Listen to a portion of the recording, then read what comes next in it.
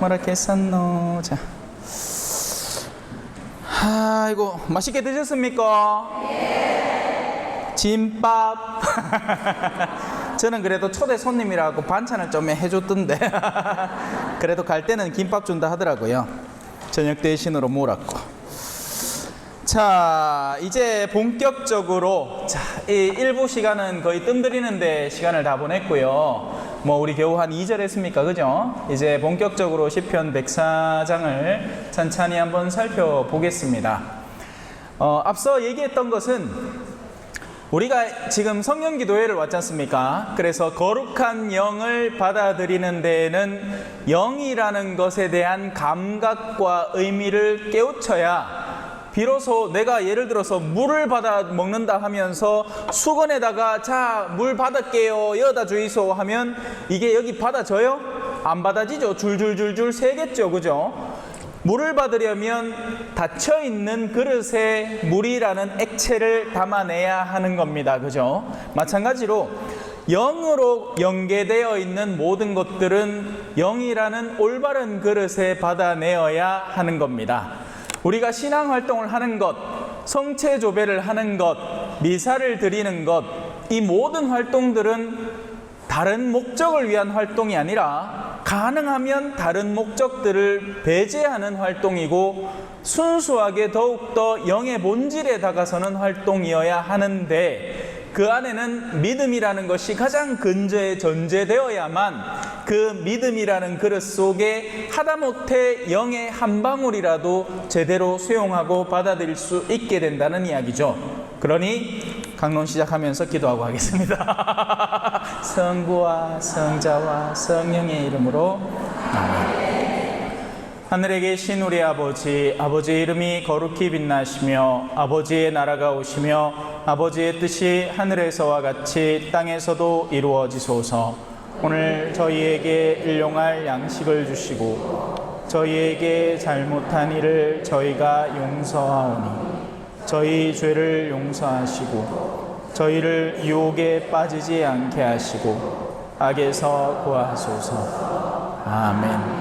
성부와 성자와 성령의 이름으로 아멘. 기도라는 행위는 절대 그 어떤 생산적인 활동이 아닙니다. 오히려 우리의 노력과 시간을 소비하는 활동이죠.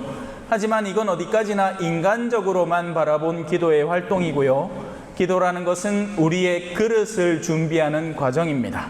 그리고 바로 그 영적인 목적을 위해서 우리의 현실적인 희생과 노력을 이 하느님께 바치다 보면 영으로 중심점이 이동해 가는 과정을 거치기에 기도는 꾸준하고 성실하게 힘 닿는 대로 기회 있는 대로 바쳐야 하는 것이 되는 것이죠.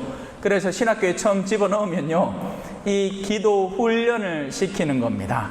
그 초짜배기 젊은이들을, 아무것도 모르는 애들을 앉혀다가 몇십 분씩 아침마다 묵상하게 하고, 또 평소에는 주일 미사나 겨우 다니던 그 철없는 젊은이들을 매일 아침마다 미사의 자리에 초대를 해서 영적 환경에 익숙한 그릇들을 만들어가는 과정입니다. 그러고 나서 나중에는 그들을 이제 야전에 투입하는 거죠. 그때부터 본질적인 본연의 기도의 생활이 드러나는데요. 이것이 보통은 방학 생활 때 검증이 됩니다. 그러니까 신학생이 잘 사나 못 사나를 보려면 신학교 생활 때 쳐다보는 건 의미가 없습니다. 왜 그렇겠어요? 누구나 다 하는 걸, 안 하면 쫓겨나는 걸. 하지만 방학 때 이 친구가 어떻게 살아가느냐를 보면 싹수를 알 수 있죠. 방학 때 아직부터 저녁까지 술을 쑤신 모감에 얼굴이 붉은 해가 댕긴다. 나중에 신부돼서 똑같이 살아갈 확률이 거의 99%입니다. 하지만 방학 때 신학교 생활 때 훈련해 오던 삶의 방향을 꾸준히, 비록 쓰러질 때도 있겠으나 안 그렇겠어요, 그죠? 본당에 가면 이쁜 교리교사들이 한둘이었단 말라. 지금이야 교리교사 하면 전부 다 아줌마들이지만서도 옛날에는 이 교리교사 하면 다들 파릇파릇한 대학생들이었단 말이에요. 그 치다 보면 막 가슴이 너의 가슴 나의 가슴 울렁울렁 두근두근 쿵쿵 이렇게 된다 하겠긴 해. 그런 가운데에서도 정신줄을 놓지 않고 자신의 성소를 성실하고 꾸준하게 키워나가는 친구라면 가능성이 뚜렷해지는 거죠. 그런 과정을 몇 번이고 거치는 겁니다. 신학교 안에서는 사정회의를 통해서 이 학생의 학습 능력은 어떠며 장상에 대한 순명도는 어떤지, 생활 모습은 어떤지를 검증받고, 그리고 방학 때 나와서는 그동안에 검증받아온 삶을 실천적으로 검증해 나가는 과정을 거치는 겁니다. 그렇게 해도 낸자 옷 벗고 앉았는데, 그죠? 요즘 세상은 얼마나 더 영적으로 험난한 과정이 되었는지 모릅니다. 그러니 그만큼 이런 성령 기도의 활동에 본질을 더해서 중심의 뿌리를 단단히 잡아야 불이 깊은 남간 바람에 아닌 밀쉐, 알죠? 그것처럼 나머지 활동들을 풍성하게 이루어낼 수 있는 거죠. 하지만 그 뿌리는 언제나 우리의 본질에, 우리의 신앙의 정수에, 말씀에 발을 담그고 있어야 하는 겁니다. 자, 이제 104장을 살펴봅시다. 지금 이 시편들은요, 여기서부터 시작을 해서 그 이후로 서술되는 것은 구약의 정수들을 신앙의 시적 표현으로 담아놓은 겁니다. 특히나 104편은 창조에 대한 이 장면들을 우리에게 그려내고 묘사를 합니다. 105편부터는 이 출애굽, 옛날 말로 출애굽, 애굽이라는 말은 이집트의 이제 한자 음역이죠. 이집트 탈출기를 묘사한 영역이 시작이 됩니다. 물론 오늘 그까지 갈 일이 없을 것 같아요. 하지만 일단 살펴보도록 합시다. 50분에 시작했으니까 한 바퀴 돌아서 2시 20분까지 하면 되겠다. 그지요? 최고 책임자 누구? 에? 저 뒤에 신부님 웃고 계신다. 맞는 모양입니다. 자, 시작. 자, 창조는 질서를 의미합니다. 하느님께서는 만들어 놓으신 모든 것이 처음에는 모두가 보기에 좋았다, 보시니 좋았다라고 합니다. 좋으신 분이 보시기에 좋았던 것은 모두 좋은 것입니다. 그래서 우리가 만들어져 있는 모든 세상의 요소들은 충분히 즐길 만한 요소들이고 그 안에는 하느님의 선한 입김이 들어 있습니다. 여러분들은 목이나 파리를 싫어하시겠으나 하느님의 창조의 목적 속에서는 그들도 제 역할을 담당하며 필요한 일을 하는 존재들이 되는 거죠. 다만 우리가 그들이 원래 살아야 했던 공간들을 지나치게 침범해서 들어가면서 그들이 살 곳을 찾다 보니 뜨끈뜨끈한 아파트 저 통풍관이 제일 살기 좋은 거예요. 그라이긴에 겨울에도 모기가 나오고 앉아서 우리가 그 환경을 침범함으로써 보신이 안 좋았던 모습, 원래 벌거지들은 벌거지들 세상에, 우리들은 우리 세상에 필요할 때 잠깐 서로를 넘나드는 정도였는데 지금 우리의 현대 문명은 그걸 허락치 않죠. 원래 고양이는 자기가 살고 싶은 곳에 사는 거예요.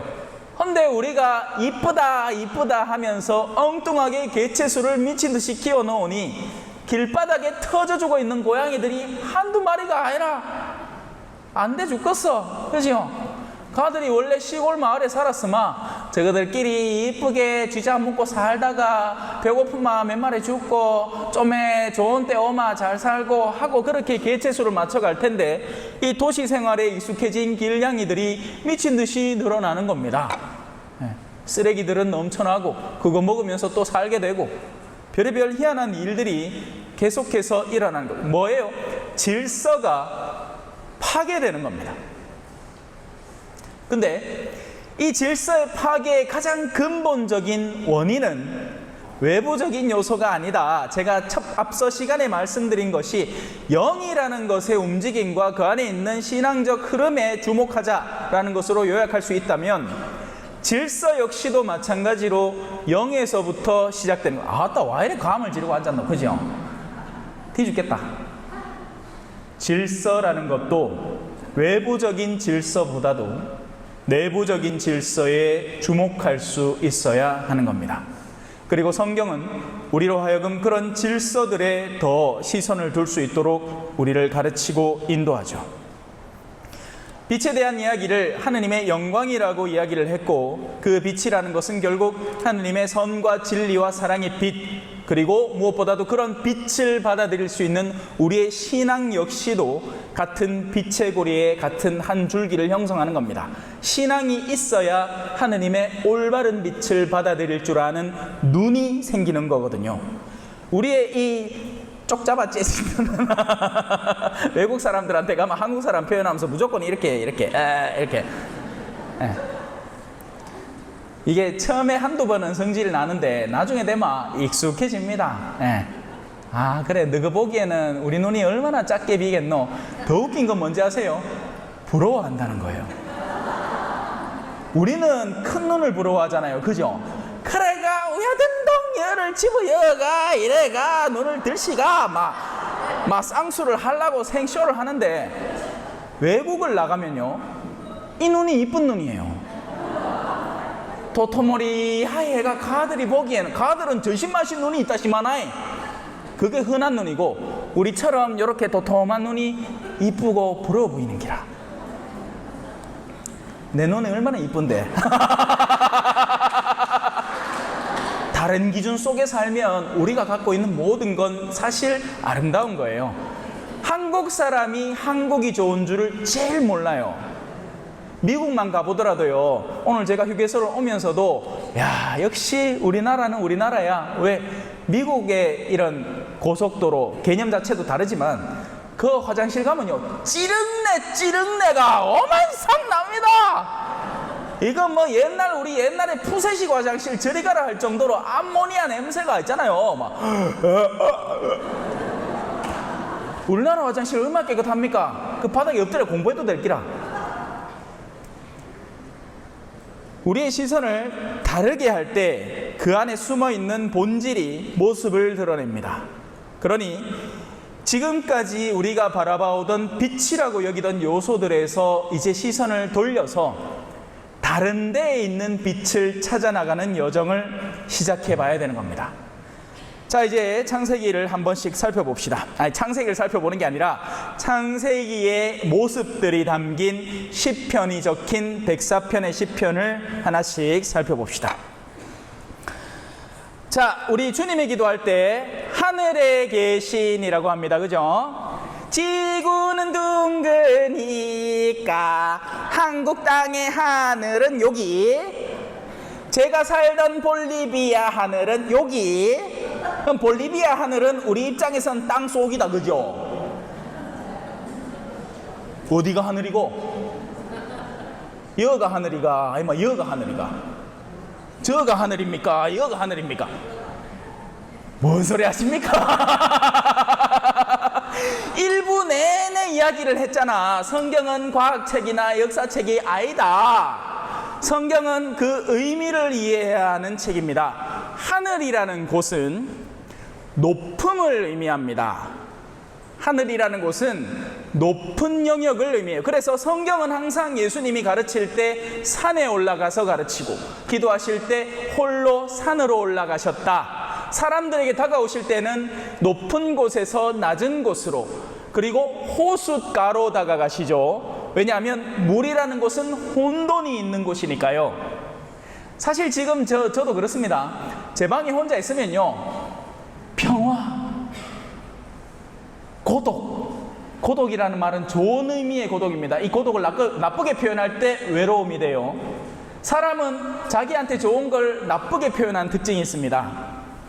외로움은 좋은 고독이에요. 고독할 때 비로소 사람은 자기를 들여다볼 수 있게 돼요. 누구하고 끊임없이 수다를 떨고 있잖아요. 그 사람의 생각에 오염되기가 너무나 쉽습니다. 여하튼 그 고요함이 있는 곳이 굳은 땅이 되는 겁니다. 반면 혼돈이 있는 곳이 물이 있는 곳이 돼요. 그래서 예수님은 물 위를 항해하는 제자들, 파도의 풍랑에 시달리는 제자들에게 가서 그 흔들리는 배가 곧 잠잠해져라! 굳은 땅으로 만들어 버리시는 겁니다. 땅을 만들진 않았지만 배의 안정을 되찾아 주셨고, 안정이 있는 곳이 곧 굳은 땅이 되는 거죠. 주변에 아무리 혼선이 있어도 여러분의 내면 속에 영혼의 진정한 의미의 안녕이, 이 평화가 예수님이 항상 주려는 거죠. 평화가 너희와 함께 또한 사제의 영과 함께. 입버릇이 돼가지고 그냥 미사 때 저절로 바친 거지만, 평화가 여러분과 함께라는 말 속에 들어있는 것은 하느님으로부터 오는 마음의 안녕이, 안정성이 여러분의 내면을 독차지하기를 바랍니다. 세상은 여러분들을 계속 뒤흔들 텐데, 여러분의 배, 이 작은 배, 혼돈의 바다를 거쳐가는 배 속에 예수 그리스도만 받아들이면, 그분의 거룩한 영, 성령을 수용하게 되면 그 순간부터 여러분의 마음은 고요해지게 될 겁니다. 아멘. 그렇지. 이때는 진짜 아멘 해야 돼요. 늦었다. 자, 그러니 그런 영역이 굳은 땅이고 혼돈이 물이 있는 곳이고, 그리고 그런 것들을 초월한 영역이 하늘이 되는 겁니다. 가장 드높은 하늘은 어디냐? 하느님 옆이 가장 높은 하늘. 그래서 예수님은 승천하셔서 하느님의 오른편에 앉으신 거예요. 가장 그분 가까이에 머물면서 가장 안정된 영역 속에 당신은 머물러 계시는 거죠. 그리고 그 평화를 우리에게, 혼돈의 시대를 살아가고 혼돈의 세상을 살아가는, 여러분 지금의 혼돈이 어마어마한 혼돈이라고 착각하시면 안 돼요. 세상을 살아간 어떤 세대든지 자기들 나름대로의 혼돈이 있었습니다. 따지고 보면 우리가 일제시대를 겪었어요. 여기 계신 분들 중에는 전후 세대가 있겠으나 이제 그 시절마저도 벌써 70년이 흘렀잖아요. 그러니까 나이 70이라 하면 전쟁 때 태어난 것 봐야 안 되는 기라. 우리 아버지가 전쟁 때 나가 막 알라 때 이제 엄마 등에 할머니 등에 피가 피난 댕기는 거지, 뭐 전쟁을 기억해요? 어려운 시절을 기억하겠지. 지금은 영적 전쟁이 일어나는 시간입니다. 수많은 거짓된 가르침들이 난무하는 시기고요. 이런 것들이 옳다, 이런 쪽으로 와야 된다 하면서 정신 멀쩡한 사람들이 심리학의 도움을 받아 정신과를 다니고 있는 판국이에요. 그러는 통에 영혼의 작용이라는 것에서 더욱더 멀어지고 있는 시대가 되었고요. 옛날에는 천둥이 빡 치잖아요. 그러면 아이고 천지신명이시여, 아이고 잘못했습니다, 한번 도와주겠어. 비가 안 와가 농사를 망치마, 아이고 하늘님이시여, 아이카십니까? 잠자는 하늘님이여, 이제 그만 깨어나오. 그 옛날 하늘빛처럼 조율 한번 해주세요. 고마. 자. 옛날에는 툭 하면 영원의 세계를 떠올리던 시대였단 말입니다. 영적인 것에 연결되어 있었고, 그런데 지금 어때요? 사람들은 영적인 것을 한편으로 갈구하면서도 세상이 너무 과학적이 되다 보니까 정식적인 종교는 개무시하면서 천주교 신자가 전보러 다니는 시대인 겁니다. 또라이 중에 상또라이죠. 이건 진짜 제대로 욕해야 됩니다. 전보러 댕기고 사주보러 댕기고 젊은 사람들 타로 보러 댕기는 건요, 일계명을 정면으로 거스르는 중죄 중에 중죄입니다. 그런데 그런 감각조차 없죠. 뭐가 잘못인지를 모르는 거예요. 뭐 심심풀이로 볼 수 있는 거 아닌가? 신문 뒤적뒤적 하다가 오늘의 띠에 따른 운세 눈길 한번 샥 적어, 아이고 오늘 비인을 만나겠네. 어이? 동쪽에서 오시는 시커먼 옷을 입은 사람을 보면 오늘 기분이 하루 종일 좋겠구만. 이하고 하자는 기라 말도 안 되는 소리 하고 있어, 그죠? 그런 게 아니란 말입니다. 하늘이라는 영역은 하느님의 가까운 곳, 영들이 모여있는 곳. 그래서 하느님은 세상을 만들면서 하늘과 땅을 창조하셨다는 의미는 영적인 영역과 비가시 세계와 가시 세계를 창조하셨다는 겁니다. 그러니 우리가 이 가시 세계 안에서만 허덕대어서는 안 되고 비가시세계라는 보다 확고한 질서 속에 우리를 편입시킨 사람으로서 살아가야 비로소 진또배기 신앙인이 되는 겁니다. 여기에 접촉점을 발견하지 못한 사람은 신앙을 어떻게 쓰느냐? 사업하다가 2천만 원이 부족해. 하느님이시여, 나를 좀만 도와주소. 오늘 로또 한 장을 살 낀데 꿈도 이상한 거 꺼나시니까 요거 딱 붙게 해주마. 내 나중에 요 돈 벌어갖고 당신한테 5천만 원 줄게. 이건 신앙의 자세나 태도가 아닌 겁니다.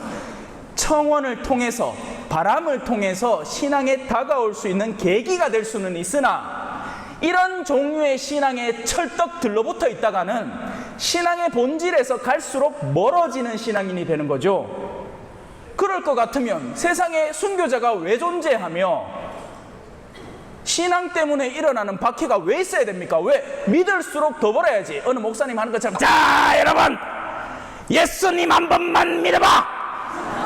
여러분이 앓고 있는 모든 병이 사라지고 앓고 있는, 고민하고 있는 모든 일들이 해결됩니다. 자 여러분, 믿는 만큼 하느님한테 정성을 쏟아봐. 잘하죠?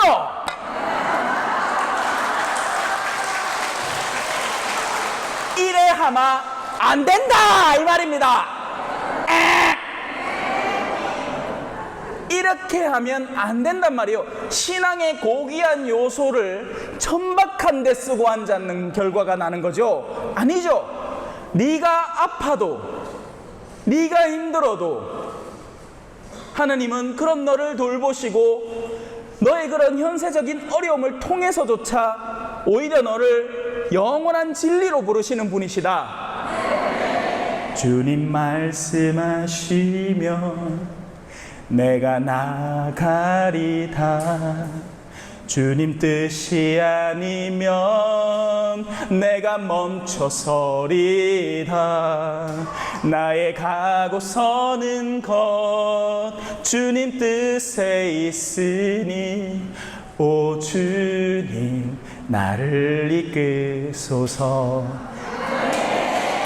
주님이 나를 험지로 이끌건 주님이 나를 좋은 곳으로 다행히 이끌어서 내가 그걸 즐기며 가건, 근데 그런 일은 드뭅니다. 왠지 아세요? 세상에 어둠들이 만연해져서 우리가 신앙을 제대로 살아가는 환경이 사람들에게 찬사받는 길이기보다 절마 와적하노 하는 길이 되어버렸거든요. 제가 사제로서 이렇게 신앙의 본질을 가르치면 주변에서 박수 쳐줄 것 같아요? 아니에요. 야, 저 마신부저 와적하노. 좀 그만 조용히 살지. 집원당이나 잘 돌보고 가만히 보낸 곳이나 앉아있지. 와, 저 광주까지 가가.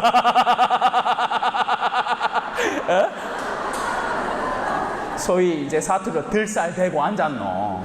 아이? 간단 말입니다. 박수 쳐주지 않아요. 세상은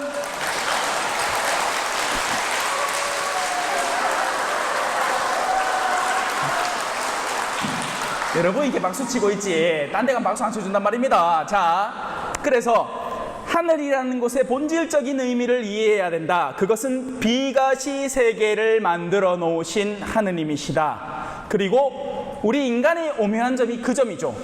인간은 보이는 가시 세계라는 육신에 보이지 않는 비가시 세계에서 건너온 하느님의 숨결 이 불어넣어져서 생겨난 존재이기에 영적인 것을 중심으로 현세적인 것을 바꿔나가도록 운명 지워진 존재라는 겁니다.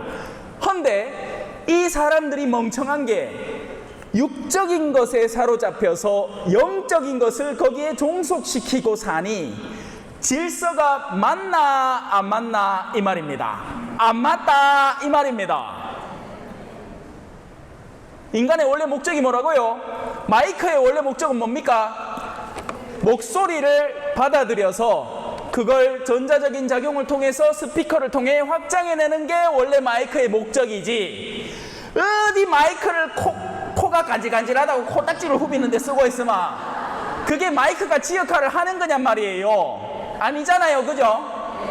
마이크는 보다 고귀한 목적, 이 앞에 서서 이야기를 하는 사람의 목소리를 받아들여서 많은 이들에게 더 듣기 쉽고 편하게 만들어주는 보다 드높은 상위의 목적을 갖고 있는 거지, 이거 갖고 뭐 어디 절급받는 데 쓰고 앉았고 뭐 젓가락 대용으로 쓰고 있고 이러면 됩니까? 안 됩니까?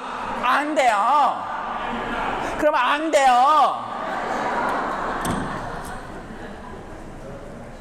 인간은 거듭 이야기합니다. 원래 존재 목적상 보이지 않는 비가시 세계인 하늘의 뜻을 인간 안에 받아들여서 현세에 불어넣는 역할을 해야 하는 겁니다. 자, 이렇게 얘기하면 추상적이잖아요. 여기 할머니들 많네, 그지요? 아이가? 아이란다.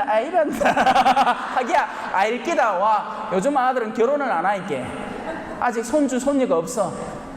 근데 예를 들어 손주 손녀가 있는 사람이라고 쳐봅시다. 이 손주 손녀를 어떤 방향으로 이끌 것인가? 첫 번째, 야야 그래 후줄근하게 해가 댕기면 안 된다. 할머니 요새 용돈도 많아갖고 너는 얼마든지 뭐든지 사줄 수 있다. 옛다 좋은 옷, 옛다 좋은 가방, 옛다 좋은 화장품. 요즘 초등학교 6학년부터 얼굴 치바르고 앉았으니까 오만 것 때만 것 다 사준다. 뭐 하는 거예요? 이 영혼이 뭐로 받아들이겠습니까? 아, 나의 존재의 목적은 더 이뻐지는 것, 더 값져지는 것, 더 비싼 것을 들쳐안는 것이구나. 그럼 그 영혼이 뭘 배우고 있어요? 지상의 목적을, 자신의 거룩한 목적을 지우고 거기에 대체시켜 처박아 놓고 있는 겁니다. 그럼 나중에 이 영혼이 자라면 어떻게 되겠어요? 그때쯤 되면 할머니들이, 제가 한 20대 30대쯤 되고 나면 할머니들이 슬슬 냄새가 나. 성격은 더 꼬장꼬장해. 막 생각은 옛날 생각이 같이 뭐 밥 먹자고 가디 막 키오스크 앞에서 카드를 왜 쓰는지 몰라가 카드 그림 있는 데다가 카드를 갖다 대고 앉았다. 기계를 쓸 줄도 모르고 이건 뭐 아는 것도 없고, 그러다가 몸은 이제 점점 더 약해져 가지고 손은 덜덜덜 떨고 음식 뭐라 하이끼네 막 눈에다가 막 갖다 뿌리고 있다 막. 그러면 그렇게 이쁨과 아름다움과 인간적인 본연의 이 활력 속에서 의미를 찾아온 아이가 자기 할머니를 보고는 어떻게 느끼겠습니까? 불필요한 인간, 빨리 사라져줘야 할 인간. 실제로 그렇게 생각합니다. 여러분들 앞에서는 얼굴 멀쩡하게 얘가 할머니 사랑해 할 거예요. 왜? 아직 용돈이 남아있으니까 좀 얻어가려고. 하지만 그 내면 속에 성장해온 그 틀에 따라서 바라보는 시선을 바꿀 수는 없는 거예요. 불필요한 존재로 바라보는 겁니다. 만약에 할머니가 손주 손녀들에게 있으면서, 얼마 전에 실제 있었던 일이에요. 야, 아들아, 뭔가를 누구한테 받으면 그게 무엇이든지 그 사람한테 감사하다라는 인사를 할 줄 알아라. 제가 어린이날이라고 아이들한테 스님한테 준비를 부탁해 가지고 과자뽕다리를 좀 선물해 준 적이 있었습니다. 또 제 사제간에 선물 들어오는 것 중에 제가 막 배가 남사만하잖아요, 그죠? 막 담으면 안 돼. 그러니까 과자뿌시래기 같은 게 들어오면 그 할머니한테 줘서 손주들 좀 갖다 줘 있어. 그런데 그 다음 주일에 애들이 와서 신부님 감사합니다 하고 인사를 해. 얼마나 이뻐. 아들은 감사함에 대한 가치를 배운 아이들이에요. 요즘 애들은요, 주일학교 학생들이 어떻게 하느냐, 막 햄버거, 샌드위치 막 자모의 어머니들이 비싸게 만들어 주잖아요. 매주 하는 햄 없다고 쓰레기통에 쳐박아 봅니다. 먹지도 안 하고. 그럼 받지를 말지.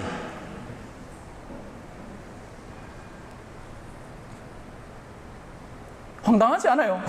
나는 뭐 그런 그 얘기를 듣고는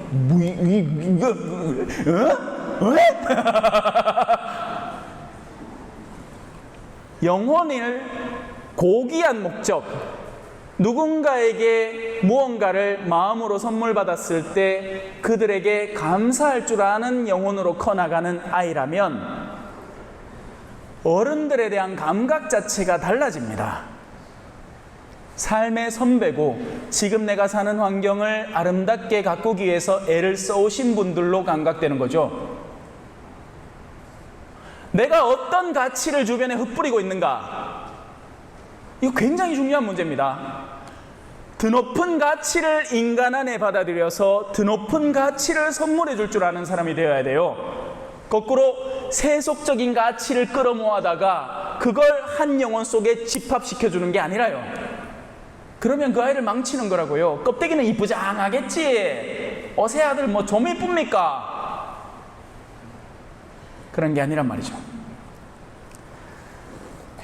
그 하늘을 말하는 겁니다. 하느님은 하늘을 차일처럼 펼치시고 쫙 천막, 커다란 천막, 물 위에 당신의 거처를 세우시는 분. 제가 아까 물은 뭐라고 했습니까? 혼돈을 의미한다고 했죠. 물은 정신없어요, 그죠? 그래서 그 위에 부표 띄어넣으마 뭐 하는 기라 왔다 갔다. 한 번은 배 타고 울릉도 가다가 막 3번을 토했네. 그 봉다리 있거든요. 여객선 안에 봉다리. 내 거 2개씩 딱 내 자리 앞에 2개씩 있어요. 그 2개 다 비우고 옆 사람 거 하나 빌리가 3개를 채웠네. 배는 흔들리니까요. 물 위에 있으니까 안정성이 없고 미친 듯이 흔들리는 겁니다. 헌데 하느님은 그런 혼돈 위에 당신의 거처를 세우실 수 있는 겁니다. 하느님에게는 진정한 안정감이 있는 거죠. 그분 앞에는 그 어떤 혼돈도 혼돈이 아닌 겁니다. 예수 그리스도를 내면에 굳게 세운 영혼은 웬만한 시련 따위 시련처럼 느껴지지도 않습니다. 예를 들어 지금 이제 아까도 신부님하고 잠깐 이야기를 나눴지만 이제 코로나가 끝났잖아요. 코로나 동안 얼마나 피나고 좋았어, 그지요? 뭐 다 막혔어. 심지어 성당도 안 나와도 돼. 어떤 때는 코로나가 심하다 하이기네 그냥 집에서 미사 보고 대송해 뿌래. 야, 땡 잡은 거예요. 근데 이제는 다르잖아. 이제 다시 코로나가 끝났습니다. 강사 신부님들을 섭외해야 되는데 저는 부르마 가요. 부르마 갑니다. 준비되어 있어요. 어디든지 동이든 서든 북이든 남이든 내 본연의 직무를 해치지 않는 선에서는 부르면 갑니다. 하지만 웬만한 다른 신부님들에게는 여기를 나온다는 것은 자신의 일상의 틀을 깨고 안 하던 일을 해야 하는 혼돈이 시작되는 여정이에요. 그렇기 때문에 섣불리 응답을 못하는 겁니다. 우리의 내면도 똑같아요. 안 하던 일을 하려면 혼돈이 됩니다. 심지어 어느 정도까지 혼돈이 되는지 아세요? 오늘 여기 앉아 계신 분들 있죠? 물론 전부 다 그렇지는 않겠으나 아마 본당에 가도 비슷한 자리에 거의 대부분 앉을 겁니다. 신부님으로부터 몇 미터 거리. 사람은 귀소 본능이라는 게 있어서 요는 예외라, 요는 예외. 왜? 전부 다 앞자리에 몰아 앉아야만 되잖아, 그죠? 여도 지금 옷 벗겨놓고 정상옷 입혀갖고 풀어놓으면 제자리가 딱 앉습니다. 앞에 늘 앉는 사람은 앞에 가 앉고 뒤에 가 앉는 사람은 저 뒤에 가 앉을기라. 통상적으로는 뒷자리를 선호하죠. 신부님한테 침이 튀니까, 그죠? 로얄 젤인데. 자, 농담이고. 그래요. 그러니 우리의 내면은 혼돈을 싫어해요. 하지만 그 혼돈은 중심이 올곧게 잡혀있는 사람일 때는 혼돈이 더 이상 혼돈이 아니게 됩니다.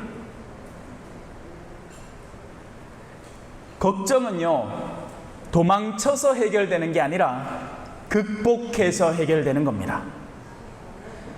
여러분들이 하는 거의 대부분의 걱정은 그 걱정의 원인들을 찾아가면 가장 근저에 뭐가 숨어있는지 아세요?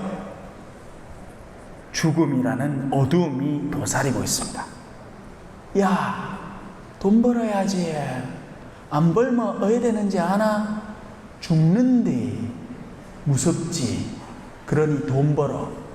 야, 이뻐져야지. 안 이뻐지면 어야 되는지 아나? 죽음이 너를 엄습한대. 그라이기네 이뻐져. 세상에서 우리가 하는 거의 10중 8구의 활동들은 바로 이 죽음이라는 두려움을 근저에 깔아놓고 거기에서 도망가고자 애를 쓰는 활동들이 거의 대부분을 차지합니다. 만일에 우리 가운데 누군가가 이 가장 근원적인 죽음을 해소해버린 사람이 있다면, 극복해낸 사람이 있다면 죽음은 더 이상 그를 괴롭히지 않을 거예요.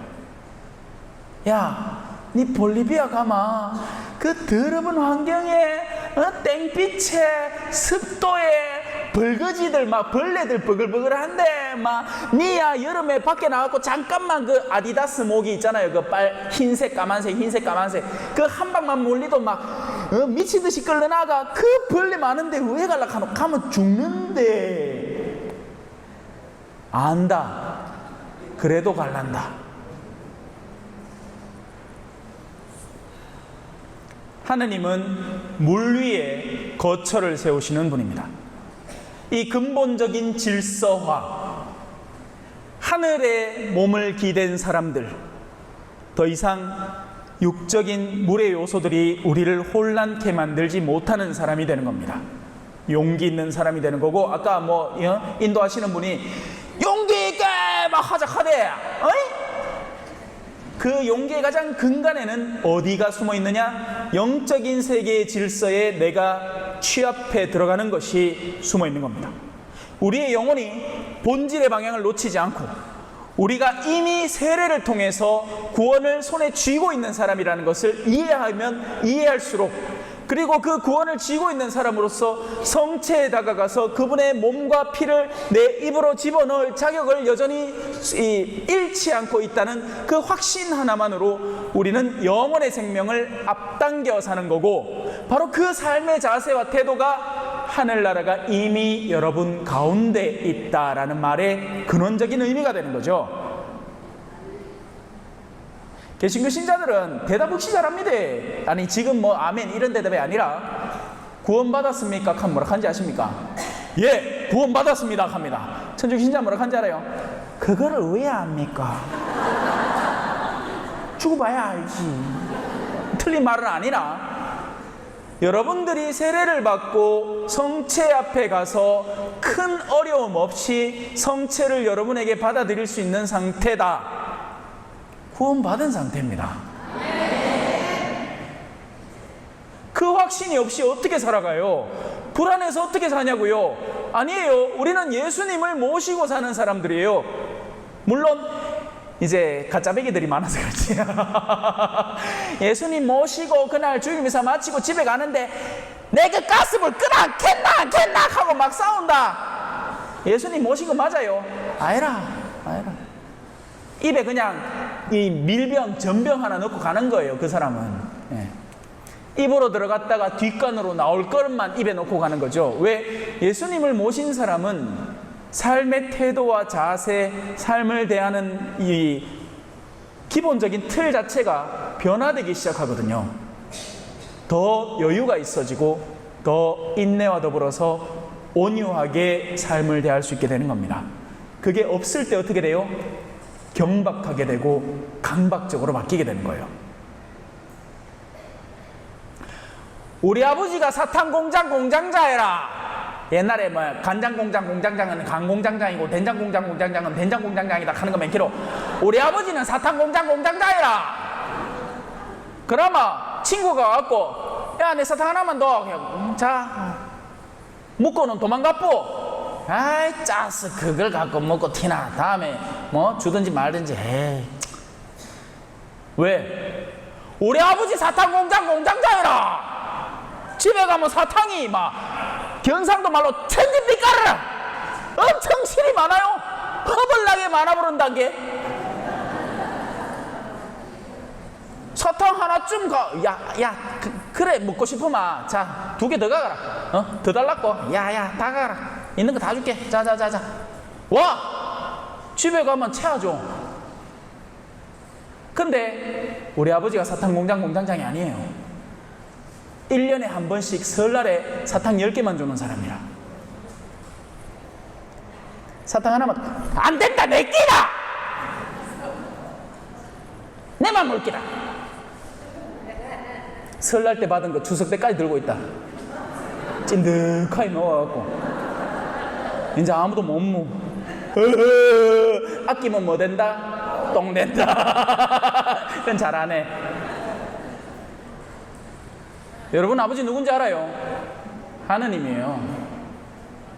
우리 생명을 가져가셔도 영원으로 돌려주실 분이라고요. 근데 그걸 믿을 수 있느냐? 못 믿겠다 이 말이죠.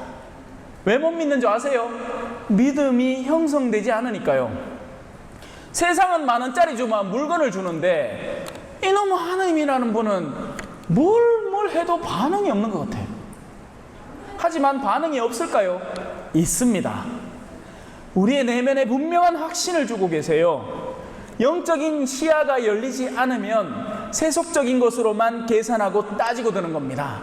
그러면 종교 역시도 하나의 장사가 돼요. 계산적인 영역이 된다고요. 그러니 미사만 보고 손해는 안 보려고 저 뒤에 앉아 있다가 미사 마치자마자 샥 나가. 뭐 시킬까봐 싶어가. 그렇게 살면 얻을 게 하나도 없습니다. 달라는 사람에게 주고 꾸려는 사람을 물리치지 마라. 그렇다고 해서 자 여기서 하나만 짚고 넘어갑시다. 식별 없이 살아가라는 건 아닙니다. 착각하지 마세요. 식별 없이 사는 건 어떤 거냐? 달라는 사람에게 주고 꾸려는 사람을 물리치지 말라 한다 해서 밑빠진 독에 물 붓고 앉아있는 사람입니다. 여러분 우리 주변의 여러 가지 사람들의 부류 가운데에서는요, 자기에게 모든 것을 블랙홀처럼 빨아당기는 사람들이 있습니다. 가스라이팅을 하면서 여러분들의 고결한 시간과 노력들을 끊임없이 모기처럼 빨아당기는 사람이 있습니다. 그런 사람에게 무턱대고 주라는 게 아닙니다. 여러분의 세속적 영역을 영혼을 쥐고 있는 동안 아까워해서는 안 되겠으나 그걸 식별 없이 사람들에게 주고 있어서는 안 됩니다. 이거는 이제 설명하기에는 시간이 훨씬 더 많이 걸리는 보다 복잡한 문제긴 하나 일단 여긴 퉁치고 넘어가겠습니다. 우리의 핵심 주제는 그게 아니니까 넘어갑시다. 자, 구름을 당신 수레로 삼으시고 바람 날개 타고 다니시는 분, 보이지 않는 형체의 것들을 마치 보이는 물건처럼 쓰고 다니시는 분이십니다. 저는 이제 그런 방향의 시선을 많이 두고 살아왔으니까 사람의 내면에 보이지 않는 영역이 사실은 더 확실한 영역이다라는 기초적인 신뢰를 깔고 있습니다. 이걸 어떻게 설명할까요? 돈이 많은 사람이 있잖아요. 그러면 그냥 단순히 돈이 많은 사람이라는 외적인 틀이 내 눈에 보이겠죠. 하지만 더 확고한 실제는 그 안에 파고들어야 볼 수 있습니다. 돈이 많은 사람의 부류는 두 가지가 있는데요. 하나, 돈을 많이 하려고 있는 게 아니라 성실하고 책임감 있게 살다 보니 자연스럽게 자신이 이룬 성과를 결과로 돈이 생겨나게 된 사람의 부류, 첫째입니다. 이 사람들은 딱히 돈이라는 것에 집중하지 않고 돈을 탐욕하지도 않아요. 그렇기에 나는 지금 이걸 통해서 내가 할 수 있는 일이 중요한 것이고 이걸 통해서 내가 할 수 있는 선이 중요한 거기 때문에 내게 아니라고 생각을 합니다. 그러면 이 원래 주인들이 나타난다. 누구겠습니까? 정말 그 자원들을 필요로 하는 이들이 나타나면 아낌없이 내어줄 수 있습니다. 두 번째 부류, 이 돈이라는 것의 모험을 통해서 나 자신의 역량을 늘려놓을 사람들이었어요. 그러니까 탐욕스럽게 돈을 모은 거죠. 왜? 내가 모은 것이고 나를 증명한다고 착각하는 사람들이기 때문에 그렇습니다. 예수님께서 배 타고 가다가 제자들한테 이런 얘기했죠. 너희는 누룩을 조심해라. 왜? 누룩은 뭐 하는 건데요? 빵 원래 찌끄만한 거, 요따시만한 이 밀가루 덩어리에 누룩을 넣으면 갑자기 빵이 푹 이러대. 부풀어 오른다고 빵이. 이게 누룩된 사람들입니다. 세상의 허영과 이런 이기적 욕구에 자신을 잔뜩 부풀려 놓은 사람들이 되는 거죠. 그런 사람들이 뭐 하느냐? 비행기 탔는데 땅콩 마카다미아 안 주고 그냥 땅콩 줬다고 비행기 돌리봅니다. 나 자신의 기준에 부합하지 않는 거죠. 안 맞는 거예요. 그런 사람들은 언젠가 거품이 빠져버릴 사람들이고 속에 있는 건 굉장히 초라한 영역을 가진 사람들입니다. 여러분들이 그런 시선으로 사람을 바라보게 되면 그게 진짜 확고한 진리구나라는 것, 그게 그들이 가진 본체구나라는 것을 이해할 수 있게 돼요. 그러니 속지 마시라고요. 보통 다단계 하는 분들이 껍데기 멀끔하게 하고 해가 옵니다. 그런 사람들이 양복 더 자주 입고요. 그런 사람들이 정장 차림 딱 하고 애가 집구석은 엉망 개반만 키로 해놓고 자 상품이란 상품은 막 박스 띠기로 막 쌓아갖고 이거 웃잖아 하고 집에서는 근심하고 있다가 나가야 되잖아. 정장 차림 딱 하고 성공한 사람처럼 나갑니다. 속지 마시라고요. 진실된 사람은 안이나 밖이나 큰 차이가 없어요. 그냥 사는 모습 그대로 드러내고 드러낸 대로 살고. 하느님은 숨어있는 것을 보시기에 보이지 않는 영역의 것이 더 확고한 실체로 사용하시는 분이십니다. 그것을 이렇게 시적인 표현으로 할 수 있겠죠. 물 위에 당신의 거처를 세우시는 분, 구름을 당신 수레로 삼으시고 바람 날개 타고 다니시는 분. 바람이 분다, 바람이 불어. 자, 바람 뭡니까? 우리 성령의 대표적인 상징물 중에 하나죠. 불혀, 비둘기, 바람. 근데 이름은 바람. 왔다가 사라지는 바람. 바람이 있는 줄 어떻게 알아요? 바람은 구체적으로 활동할 때 그 바람의 존재 여부를 이해할 수 있습니다. 수건이 없었더라면 바람을 불어도 안 보이죠. 있는지 없는지 몰라요. 하지만 그 바람이 실제로 움직이는 모습 속에서 우리는 바람을 확신할 수 있는 겁니다.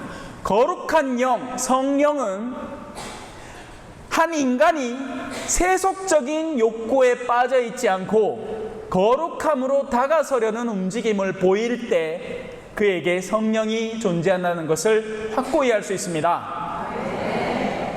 신앙생활 30년, 40년 했어. 근데 아까 제가 얘기한 것처럼 자기 항상 고정된 자리만 찾고 변함없는 영역만 추구하는 사람이다. 30년, 40년 한 신앙생활 속에 성령이 활동했을까요? 활동할 여지를 안 준대 뭐. 한 번은 그래 자기 앉던 자리에 새로 성당에 온 사람이 자기도 모르게 그 앉았다. 그러면 할머니가 그 옆에 짝대기 짚고 비키라 이놈아! 내 자리다! 이 안에 지금 뭐가 활동하고 있어요? 성령이에요? 더러운 영이에요? 더러운 영이에요.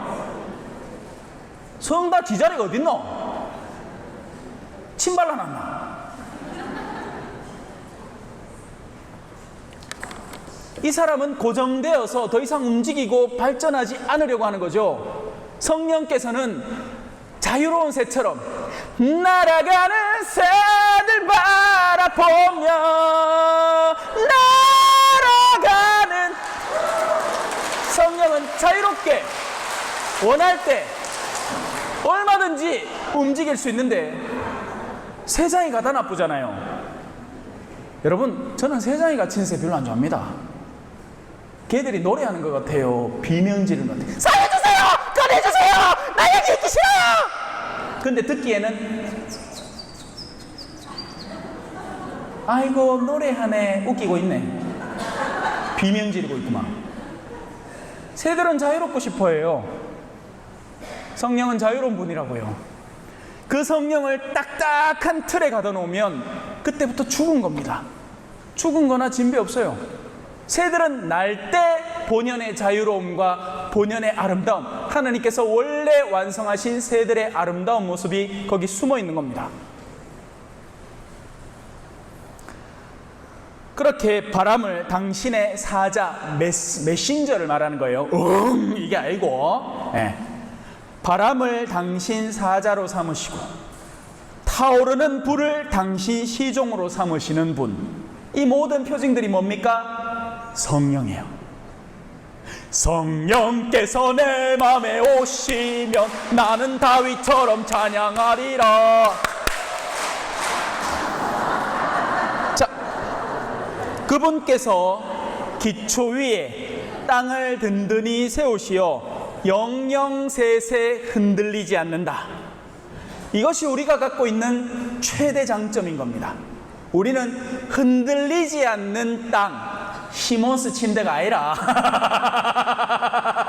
흔들림 없는 편안함. 침대는 가구가 아닙니다. 과학입니다. 이거 알고 하느님이 굳건히 세운 영원한 질서 속에 세워진 진정한 의미의 기틀과 땅 위에 서 있어야 하는 우리들입니다. 어떤 도움을 받아서? 거룩한 영인 성령의 도움을 받아서. 그래서 그 성령은, 자, 예수님이 광야로 가셨을 때 복음서에 보면 재미난 표현이 있습니다.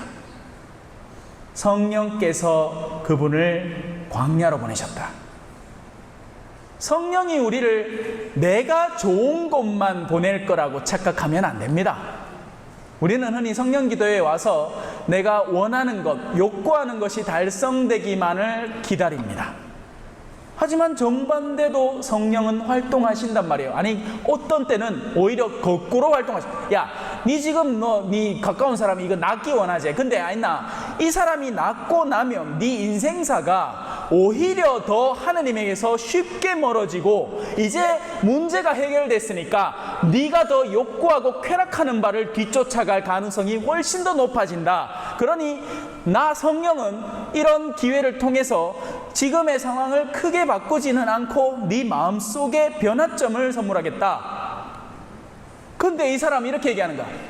내 성령 기도에 가서 다른 어떤 신부님들은 안수와 있긴 해. 저리 하이 저기가 통하고 가던데 이 신부님은 아무것도 없더라. 저 용합니다. 뭘로? 말씀의 은사로. 성령의 활동은 다양합니다. 다채로워요. 성령은 가장 근간에 있는 여러분들의 영을 바꾸고 싶어하고 그 영이 바뀌는 것은 신앙을 통해서고 신앙은 들음을 통해서 오는 겁니다. 당신께서 대양을 그 위에 옷처럼 덮으시어 산 위까지 물이 차올랐습니다. 사람은 언제 어떤 일이 벌어질지 모릅니다. 우리가 100세 시대니 어쩌니 해봐야 하느님이 정하신 시기에 수확됩니다. 수확은 언제 이루어져요? 익든지 썩든지. 수확은 두 차원으로 이루어집니다. 보통은 익어서 수확되면 이쁘고 좋겠죠. 그러면 상품성이 있다는 얘기고 잘 익었다는 얘기고 칭찬받는 열매라는 얘기니까. 두 번째도 수확됩니다. 일마 이거 안 되겠다. 그때도 수확됩니다. 우리는 삶의 주안점을 하느님의 수확의 기준에 두고 살아야지 세상이 나를 어떻게 쳐다볼지에 두고 살아가는 경우가 허다합니다. 그러다 보니 어떤 일이 벌어지느냐? 하느님은 이미 수확하려고 들 준비를 하고 있는데 내 아직 죽을 때 안 됐다! 하고 있는 겁니다. 병실에 누부가 관은 관대로 다 알고 숨을 껄떡껄떡 넘어가면서도 아버지 이혼 남기시려고요? 네, 아직 안 죽는다. 엥가에 안 죽겠다. 그 다음날 가더라. 사람은 가요. 하느님이 정한 시기에 갑니다. 그리고 하느님의 추수 시기는 두 가지밖에 없습니다. 완성되었거나 시간을 충분히 줬는데도 미완성이거나. 왜? 설익은 열매나 썩어가는 열매는 주변에 영향을 미치거든요. 과일 같은 자리에 담아서 냉장고에 보관해봤죠? 사과 하나 썩기 시작하면 그 주변에 멀쩡하던 사과도 같이 썩습니다. 썩은 게 있으면 빨리 꺼내놔야 돼요. 하느님의 수확은 두 가지로 이루어집니다. 완성되면 다른 열매들이 한참 기다려서 익을 때를 기다리더라도 야는 벌써 다 익었으니까 미리 추수해 가실 때도 있습니다. 왜 의로운 이들이 단명할까요? 왜 악인들이 장수하는 것처럼 보일까요? 착각하지 마라. 그건 세상 사람들이 보는 시선일 뿐이다. 장수가 무조건 정답일 것 같으냐? 단명하는 것이 무조건 불행이겠느냐? 지금 이거 제가 하는 말이 아니라 성경에 나와 있는 말입니다. 의인들이 일찍 가는 것에 대해서 세상 사람들은 이해를 하지 못하는 겁니다. 그들은 이른 나이에 완성에 이르렀기에 하느님께서 데려가신 것입니다. 악인들이 왜 그렇게 오래 살아남을까요? 그래도 혹시 모르니까 기회를 주는 겁니다. 언젠가는 너도 회개하겠지. 계속해서 시간을 준다면. 근데 사람이 쉽게 바뀌나 말아. 그죠? 당신의 꾸짖으심에 물이 도망치고 물은 혼돈이라고. 자, 근데 물은 여러 가지 상징성을 같이 가지고 있어요. 물은 혼란, 카오스를 의미하기도 하지만 또 다른 한편에 물은 생명의 물이기도 하고 또 물은 정화의 물이기도 합니다. 물이 있어야 씻어내죠. 물이 있어야 마시고 힘을 얻죠. 하지만 지금의 이 성경에서 나오는 물의 의미는 혼돈에 가깝습니다. 그러니 당신의 꾸짖으심에 물이 도망쳐버리는 겁니다. 하느님 앞에, 당신의 말씀의 힘 앞에 혼돈은 사라지는 거예요. 오늘 여기 오신 분들 가운데에서도 정신이 혼미하다가, 내가 뭔가를 욕구하다가, 뭐 예를 들어서 형제들하고 아버지 유산 때문에 소송이 걸리 있는 기라, 그래가 이걸 고소를 하나마나 하고 앉았어. 마음이 막 두근두근해.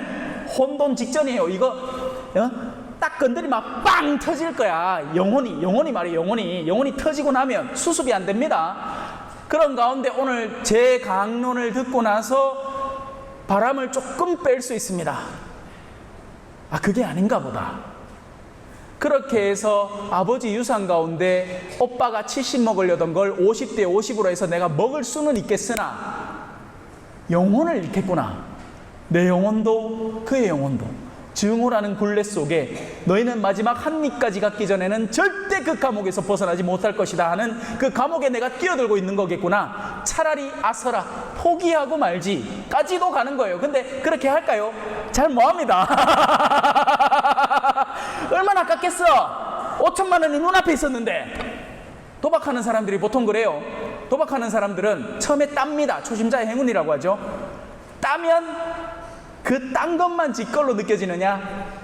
거기 있는 도박장에 있는 모든 돈들이 다 지 걸로 느껴집니다.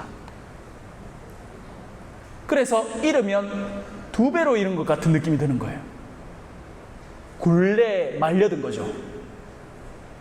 투자의 굴레에 말려들고 여러 가지 돈놀이의 굴레에 말려드는 겁니다. 악마는 그런 사람의 내면 심리를 아주 잘 아는 거예요. 더군다나 영리한 악마는 자기가 대놓고 사람 등을 떠밀지 않습니다. 먹거리를 주죠. 야, 요거 맛있겠지? 하와야 니 아있나? 하느님이 니한테 좋은 걸 다 해주기는 했는데 와구 왜 선악과를 먹지 말라 하겠노? 그자 섭섭하지? 그러니 하와가 그걸 덥석 물어버린 겁니다. 그래, 우리 보고 아있나? 동산에 있는 열매 다 물어 해놓고는 선악과는 먹지도 말고 만지지도 말랐겠대. 그런 말 한 적 없거든요. 하와의 섭섭함이 드러난 거죠. 사탄이 그걸 물어버린 겁니다. 잘 됐다. 하느님한테 반감을 가지고 있었구나. 이것만 잘 이용하면 너희들이 원래 상속받을 영원한 생명의 선물도 빼앗아버리고 절망에 빠뜨릴 수 있겠구나. 여러분, 신앙은 선물이죠. 신앙은 더할 나위 없이 소중한 선물입니다. 그런데 현대인들에게 신앙은 거추장스러운 짐이 됐습니다. 하기 싫은 일. 그래서 저마다 십자가의 원수가 되어 자기 배를 주인으로 섬기고 살아간다는 바오로 사도의 말은 현실에도 여전히 유효합니다. 이제 좀 진지해졌다. 표정들이 장난 아닙니다, 지금. 자, 당신의 꾸짖으심에 물이 도망치고 우리의 내면 속에 있는 그 혼돈들을 오늘 이 강론을 통해서 깨끗이 씻어내길 기원합니다. 당신의 천둥 소리에 놀라 달아났습니다. 하나님의 말씀은 힘이 있고 능력이 있어서 쌍날 칼과도 같아서 사람 속에 파고들어 그 골수에 들어있는 것을 파고듭니다. 그래서 숨은 생각들이 드러나기 마련입니다. 우리는 멀쩡한 듯이 아무 문제 없는 듯이 살아가지만 세상에 문제 없는 사람은 없습니다. 왜? 신앙이라는 것은 성취하기 어려운 아름다운 찬란한 상급의 열매고, 그곳을 향해서 다름질 치는 사람은 바로 사도 말고는 잘 없거든요. 우리는 저마다 현세에서의 어떤 목적 지점을 향해서 달려가고 있습니다. 네가 더 잘났나 내가 더 잘났나, 네 차가 더 좋나 내 차가 더 좋나, 네 집이 더 넓나 내 집이 더 넓나, 너가 아들이 더 잘났나 우리 아들이 더 잘났나. 그런 일들은 세기를 거쳐오면서 수많은 사람들이 파고들었던 똑같은 굴레입니다. 쳇바퀴죠. 답이 없는 쳇바퀴예요. 왜? 언젠가는 나보다 잘난 인간이 나오기 때문에 그래요. 하느님의 영원한 목적지를 향해서 시선을 두고 그리를 향해서 달려가는 사람이 되어야 됩니다. 저 뒤에 복사를 서려고 준비를 하시는 건가요? 마치란 얘기는 아니죠. 긴장이 돼서 그래. 자, 당신께서 마련하신 자리로 산들은 솟아오르고 계곡들은 내려앉습니다. 산은 솟아오릅니다. 계곡들은 내려가십니다. 원래는 당신이 정하신 존재들이 그 본래의 목적지에 따라서 오르고 내려갑니다. 하지만 예수님께서 오실 때 이렇게 표현을 하죠. 그분은 산들을 깎아서 평평한 자리를 만들고 계곡들은 메우십니다. 주님이 오실 때가 되면 이런 높고 낮음의 세속적인 의미가 오히려 역행하게 된다는 거죠.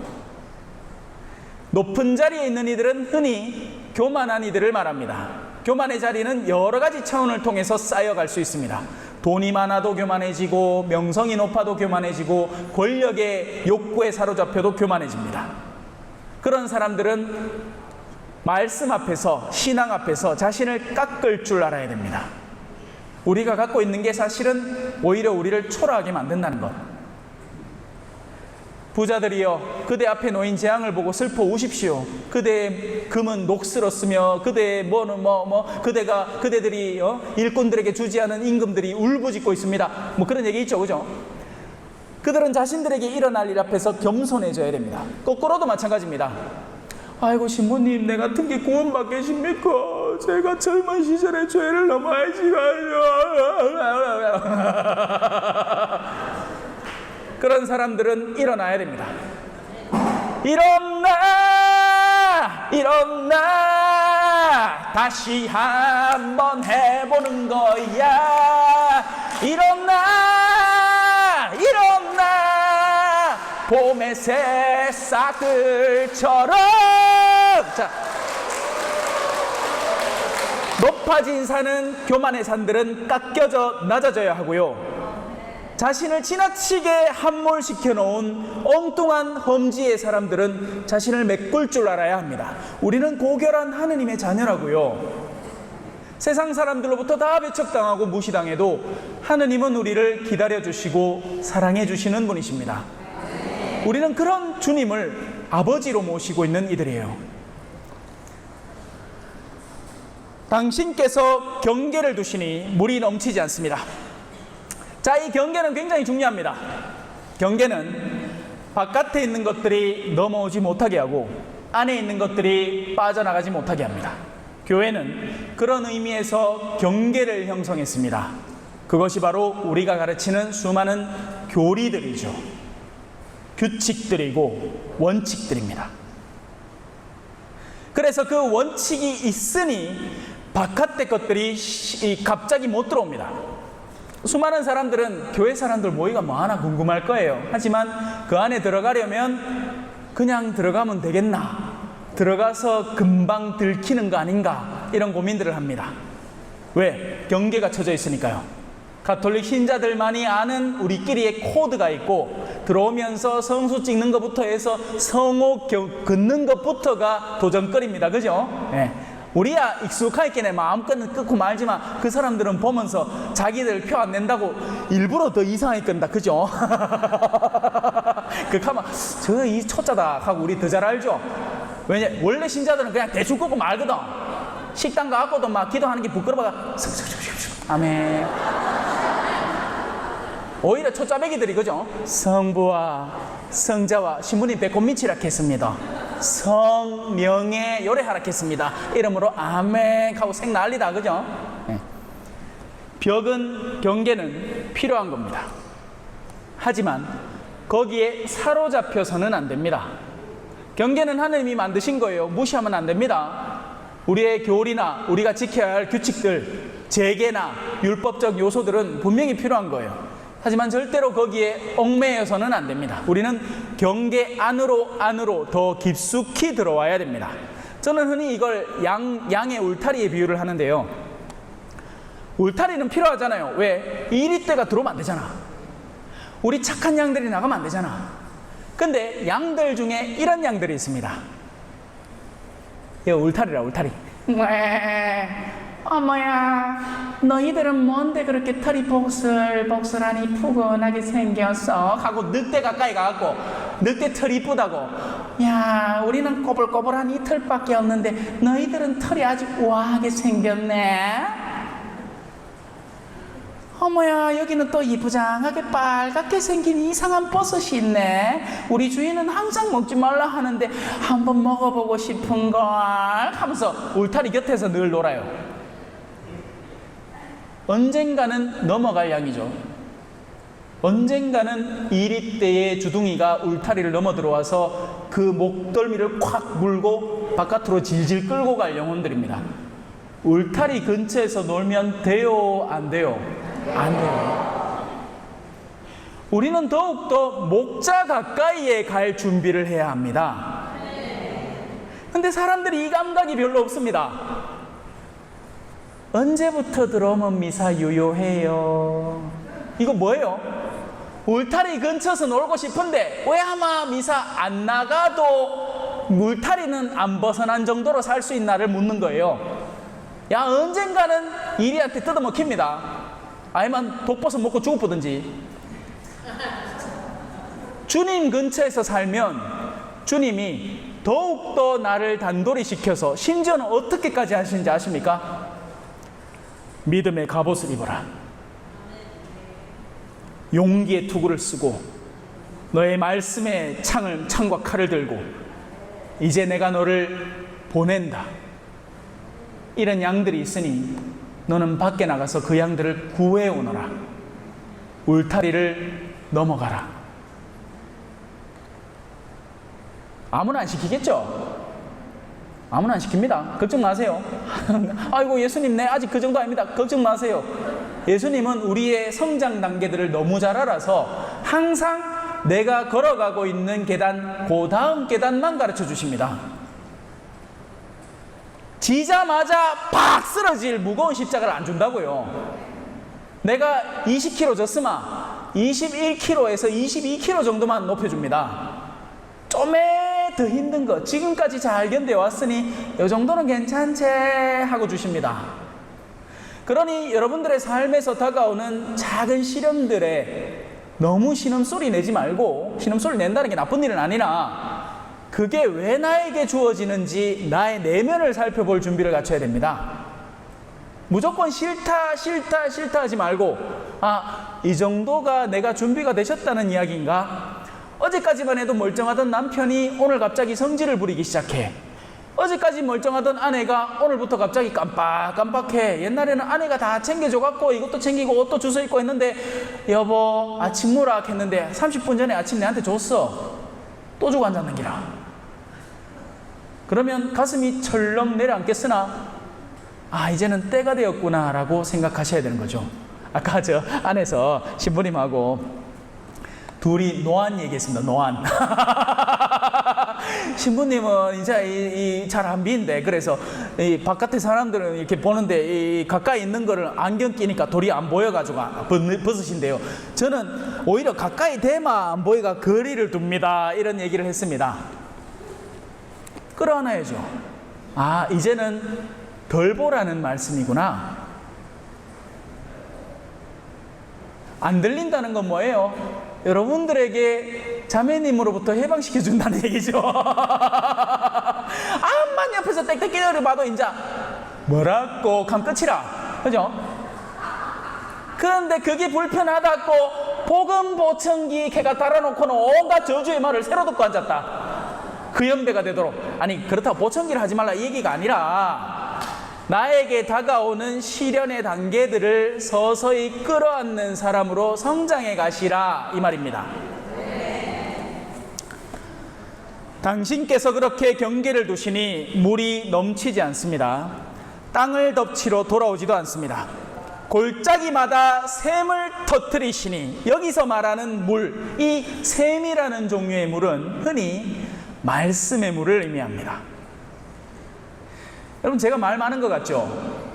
특강 때 아니면 입 꾹 닫고 하루 종일 한마디도 안 할 때도 있습니다. 한마디 해봐야 복돌아, 그거 오줌 싸는 거 아니다 가는 거지. 여러분, 저 다른 때는 거의 말 안 해요. 지금 강론 때 새해 나왔으니까 말 안 하면 안 되잖아. 내가 입 꾹 다물어서 뭐 할 건데.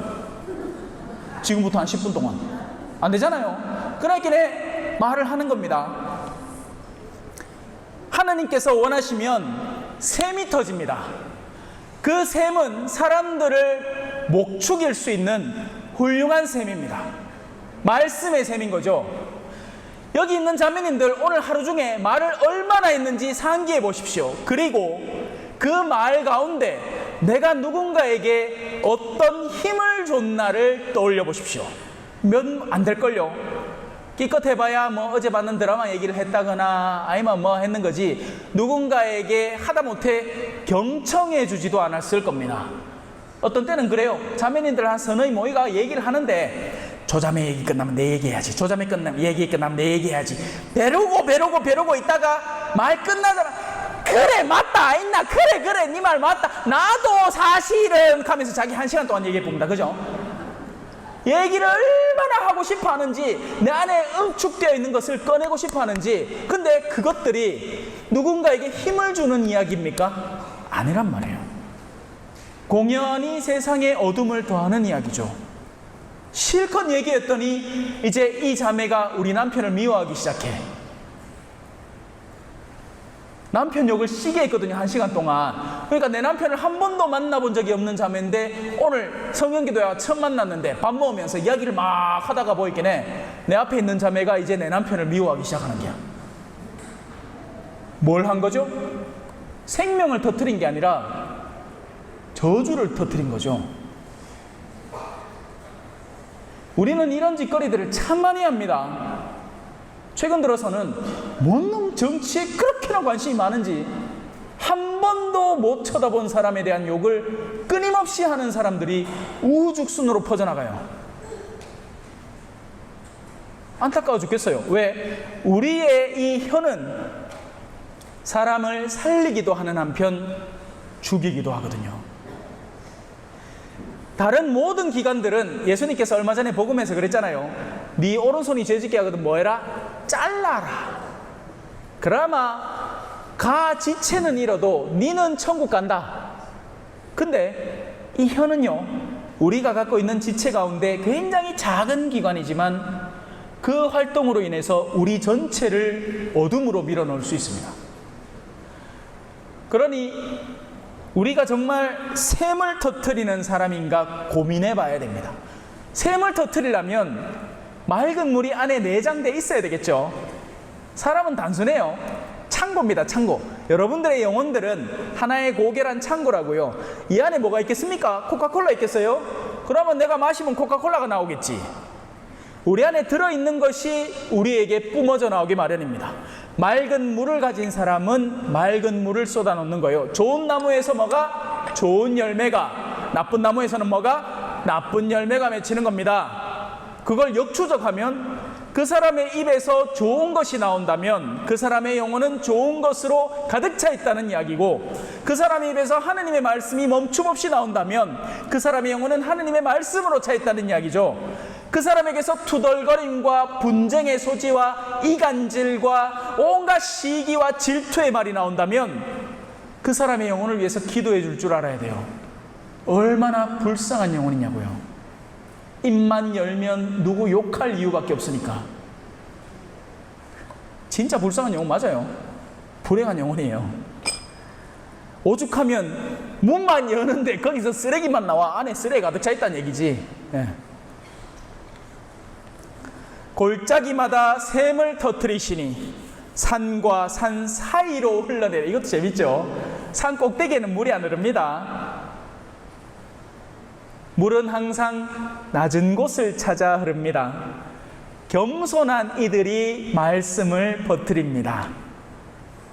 하느님 앞에 겸허한 영혼들이 진수를 받아서 그 진수를 진정으로 퍼뜨려 줄 줄 압니다. 성당에서 말 많은 사람들이 선교를 잘할 거라고 착각하지 마십시오. 오히려 묵묵하게 제 할 일 하는 사람들을 보고, 그 사람들의 삶을 보고, 아, 나도 저런 사람으로 살고 싶다는 사람이 진또배기로 옵니다. 흔히 말 많은 사람들은 누구를 끌어오느냐? 근처 술집 사장님을 끌어옵니다. 그나마 그 사장님이 오히려 본당에 더 술꾼들을 만들어냅니다. 보통 형제님들 보면 선교한다 하면서 술 선교 나갑니다. 술 선교. 저거들 자주 가는 사장, 우리야 성당서 와십니다. 서비스 많이 주소. 그러고 사장님도 성당 나와서 하면 나중에 한 3년 지나고 나면 성당 술꾼들이 판을 치고 있습니다. 아니에요. 선교 그렇게 하는 거 아닙니다. 선교의 대상자도 올바로 물색해야 됩니다. 정말 목마른 사람인가? 목마른 사슴 쉬는 물을 찾아 헤매이듯이.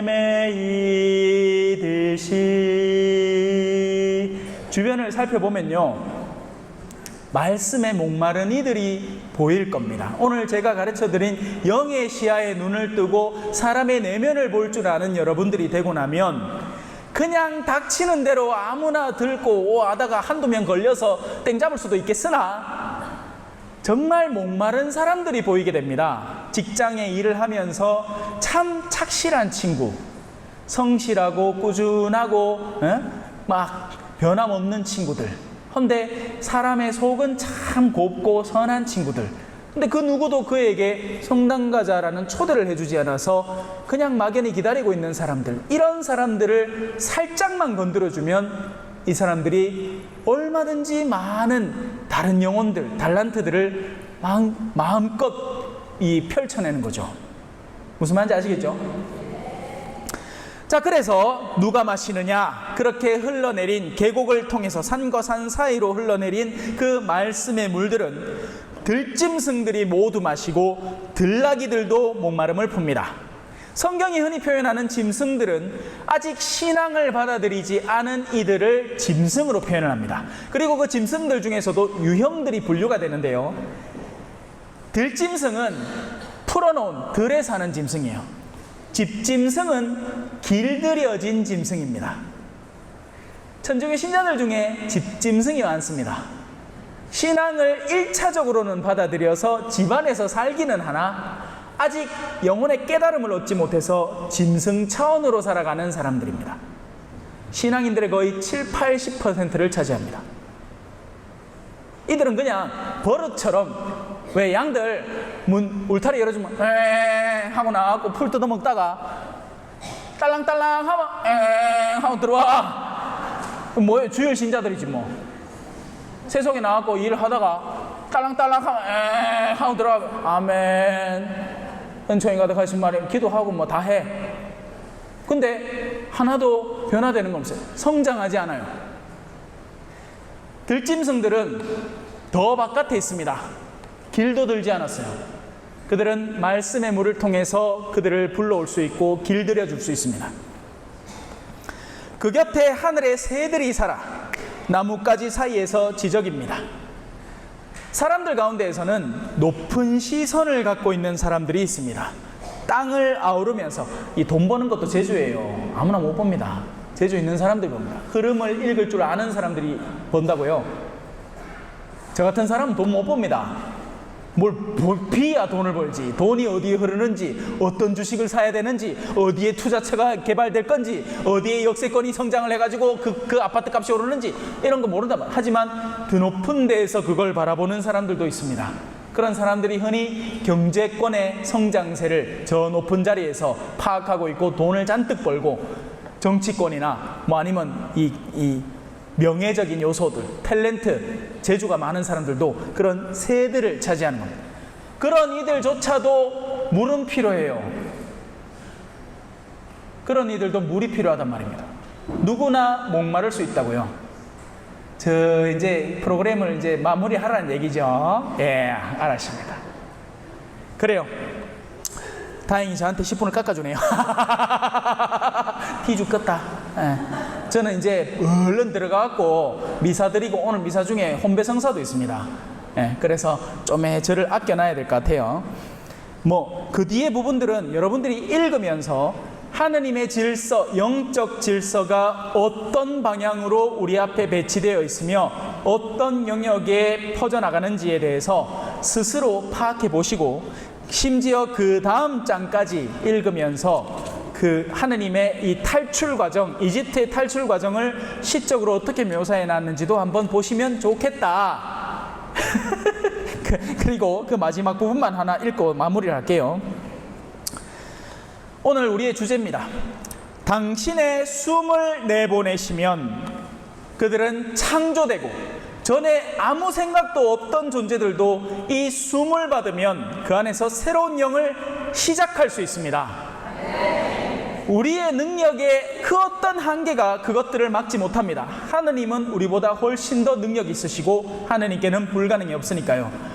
오늘 이제 미사를 드릴 텐데요, 그 미사 안에서 여러분에게 오시는 예수님의 성체를 색다른 시각으로, 색다른 내면으로 받아들여서 그분에게 주도권을 주십시오. 그러면 그분이 씨앗이 되어서 우리의 영혼 속에 새로운 창조를 시작할 겁니다. 나이 상관없습니다. 나이가 있어서 신앙생활을 뭐한다? 말도 안 되는 소리 하지 마십시오. 나이하고 상관없습니다. 여러분들이 원하기만 한다면 여러분들은 지금부터라도 새로운 달란트를 얼마든지 창조해낼 수 있습니다. 당신의 숨을 내보내시면 그들은 창조되고 당신께서는 땅의 얼굴을 새롭게 하십니다. 아멘. 성부와 성자와 성령의 이름으로 영광이 성부와 성자와 성령께 처음과 같이 이제와 항상 영원히 아멘. 성부와 성자와 성령의 이름으로 아멘. 감사합니다.